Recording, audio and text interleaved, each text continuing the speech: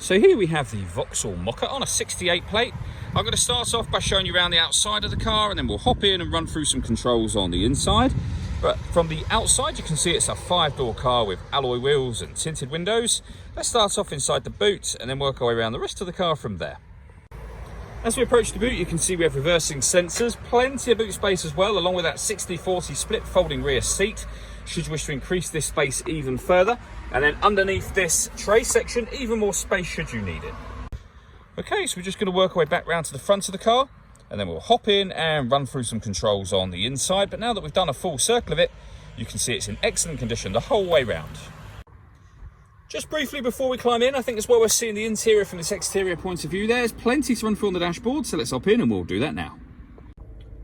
Okay, now that we're inside the car, we're going to start with the dials. On the left-hand side, we have the rev counter, and on the right-hand side, the speedometer. In the middle, you can see the total miles for this car, which are 27,414.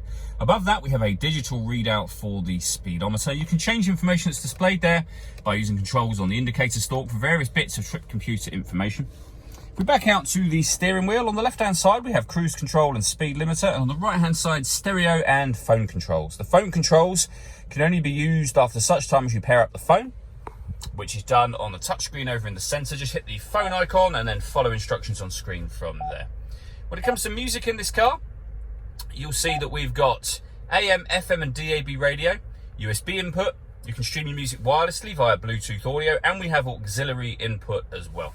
This car will also project certain Vauxhall-friendly apps up onto the screen if you connect your phone up via its USB cable and then hit that projection button just there. In fact, you'll see at the moment, nothing will come up.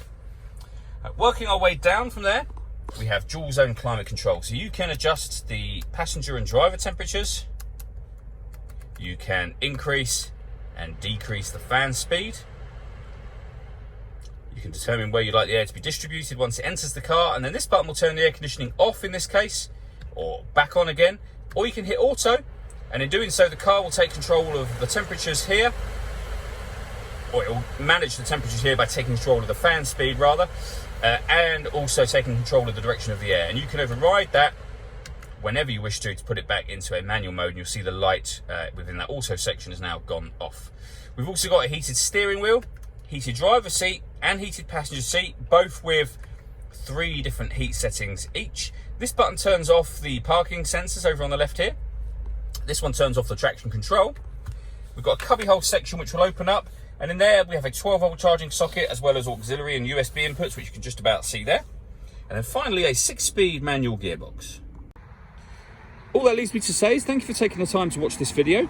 If you'd like to come and see the car in person and have a test drive, please feel free to call any of our MJA sites. We'd love to hear from you soon.